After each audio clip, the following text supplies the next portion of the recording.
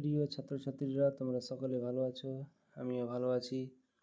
আমার YouTube channel Ismail political সায়েন্সের পক্ষ থেকে সবাইকে স্বাগত জানাই। আমি তোমাদের আজকে উচ্চ মাধ্যমিক 4th সেমিস্টারের পলিটিক্যাল সায়েন্সের সিলেবাস নিয়ে আলোচনা করব। তাহলে চলো আর বেশি কথা না বাড়িয়ে শুরু করি।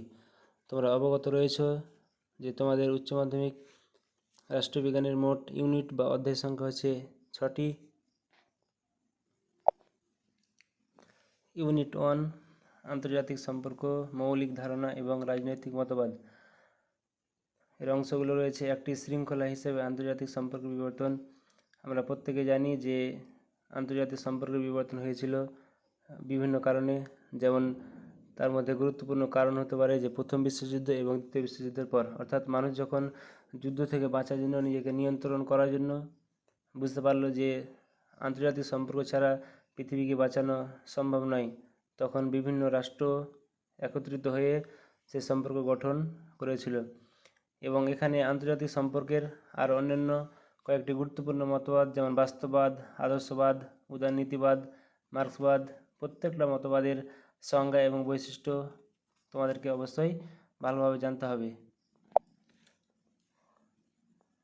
ইউনিট 2 অধ্যায়ের নাম প্রধান আঞ্চলিক সংগঠন। আমরা জানি যে আঞ্চলিক সংগঠনগুলো মূলত আঞ্চলিক স্তরে সমস্যা মেটানোর জন্য প্রতিষ্ঠিত হয়। এখানে আঞ্চলিক সংগঠনের মধ্যে 3টি সংগঠনের কথা বর্ণনা করা রয়েছে, যেমন ইউরোপীয় ইউনিয়ন, সার্ক, আসিয়ান। ইউনিট 3 বিশ্বায়ন। বিশ্বায়ন বলতে আমরা মূলত বুঝি যে এক প্রান্তের মানুষের সঙ্গে যখন কোনো অন্য প্রান্তের বাণিজ্যিক, সাংস্কৃতিক, সামাজিক ও রাজনৈতিক যোগাযোগ এবং পারস্পরিক আদান প্রদান হয়। এখানে বর্ণনা করা রয়েছে বিশ্বায়নের সংজ্ঞা ও বৈশিষ্ট্য। বিশ্বায়নের যে রূপ, বিভিন্ন ধরনের বিশ্বায়ন হতে পারে, যেমন রাজনৈতিক বিশ্বায়ন, অর্থনৈতিক বিশ্বায়ন, সাংস্কৃতিক বিশ্বায়ন, এবং ভারতের সঙ্গে যে বিশ্বায়নের সম্পর্ক সেটাও এখানে বর্ণনা করা আছে। তোমাদের অবশ্যই প্রত্যেকটা বিষয় জানতে হবে। ইউনিট 4 ভারত সরকারের অঙ্গ। তোমরা এখানে দেখতে পাচ্ছ যে ভারত সরকারের প্রধান 3টি অঙ্গ এখানে বর্ণনা করা রয়েছে।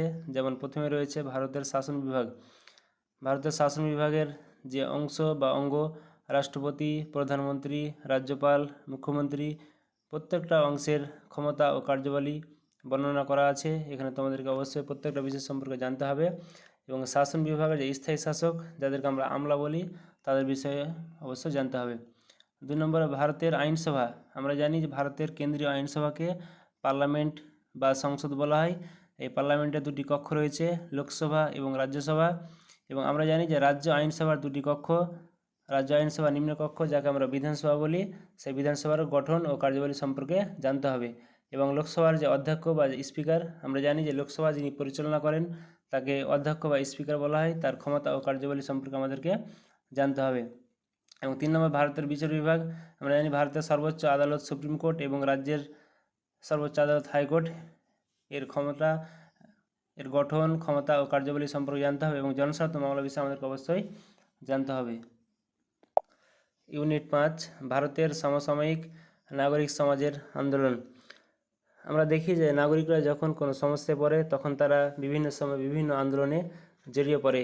এখানে 2টি গুরুত্বপূর্ণ আন্দোলনের কথা বর্ণনা করা রয়েছে, যেমন একটি হচ্ছে নর্মদা বাঁচাও আন্দোলন এবং চিপকো আন্দোলন, যেটাকে আমরা জড়িয়ে ধরা বলি আন্দোলনের নাম। এবং শেষ ইউনিট অর্থাৎ 6 ইউনিটের নাম হচ্ছে সাংবিধানিক সংশোধনী এবং স্থানীয় স্বায়ত্তশাসন। আমরা জানি যে ভারতের সংবিধান আজ পর্যন্ত 105 বারের বেশি সংশোধন করা হয়েছে।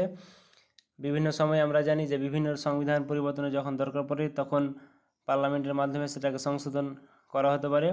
এখানে আমরা 2টি সংশোধনী দেখতে পাচ্ছি, একটা হচ্ছে 73তম সংশোধনী এবং একটা হচ্ছে 74তম সংশোধনী। এবং এই সংশোধনীতে 30 স্তর বিশিষ্ট পঞ্চায়েত ব্যবস্থার যে গঠন, কার্যাবলী বা পঞ্চায়েত ব্যবস্থার যে আয়ের উৎস বা পৌরসভার যে আয়ের উৎস, প্রত্যেকটা বিষয় সম্পর্কে যখন সংশোধন করা হয়েছিল সেই সম্পর্কে আমাদের অবশ্যই জানতে হবে।